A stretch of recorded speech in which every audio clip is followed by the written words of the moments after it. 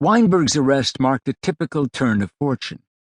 Stalin liked to play with his victims, often honoring them with awards or offering tributes in newspapers just as warrants for their arrest were being arranged. Only hours before Weinberg's arrest, the violinist David Oistrakh had performed the premiere of his Moldavian Rhapsody in Tchaikovsky Hall, the capital's most prestigious concert hall. Now, well past midnight, Weinberg was led away without his tie and belt. Accused of Jewish bourgeois nationalism, his Sinfonietta No. 1 was held against him. He was held in solitary confinement. In such an atmosphere of uncertainty and terror, Shostakovich took two extraordinary steps on his behalf. He and his wife arranged for power of attorney, so that if Natalia Vovsi-Mikhaels were to be arrested as well, the Shostakoviches would become the guardian for their 7-year-old daughter. She would not be sent to an orphanage where children of enemies of the people were consigned. In addition, and at no small risk to himself, Shostakovich sent an appeal to Beria, describing Weinberg as a very talented and promising new composer who wasn't concerned with anything except music, and saying that he, Shostakovich, was willing to vouch for his honesty. But Weinberg remained in custody. An incident in Israel further complicated matters. Late on the night of February 9th, a small group of right-wing Israeli extremists, who were incensed over the anti-Semitic campaign in Moscow, placed an incendiary device inside the compound of the Soviet legation in Tel Aviv.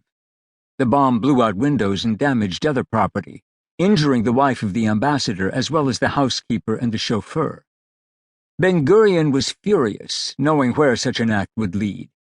He immediately denounced the crime, assuring the Kremlin that Israel would find the perpetrators and hold them accountable. But Stalin was not appeased.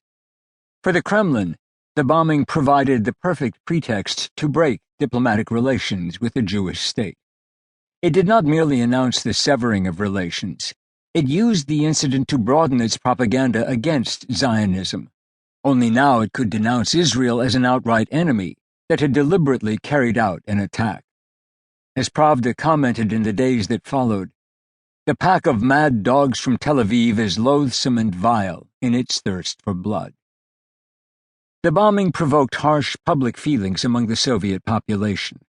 Local party officials were quick to organize meetings in factories and other institutions, both to reinforce an anti-Zionist message and to gauge public opinion in the wake of the ongoing propaganda campaign.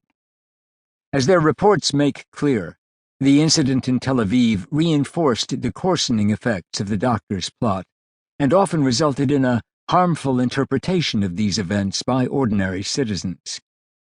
Based on a handful of once top-secret reports, it is possible to glimpse inside the popular reaction to the party's campaign against Zionism and the Jewish doctors.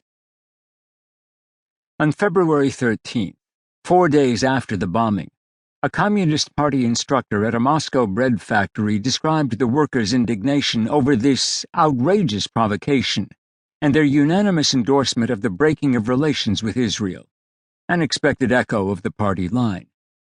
But her report went on to cite displays of anti-Semitism that she found troubling. Several workers complained that there are hardly any honest people among the Jews, and that they try to arrange easy jobs at work where there are good salaries, and that during the Great Patriotic War, hardly any Jews were frontline soldiers.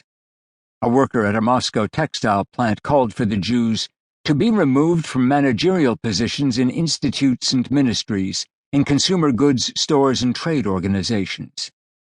Still another claimed that the Jews had grabbed all the good apartments, so they should be expelled from Moscow, and their apartments given to workers who are fulfilling the 5-year plan and building communism.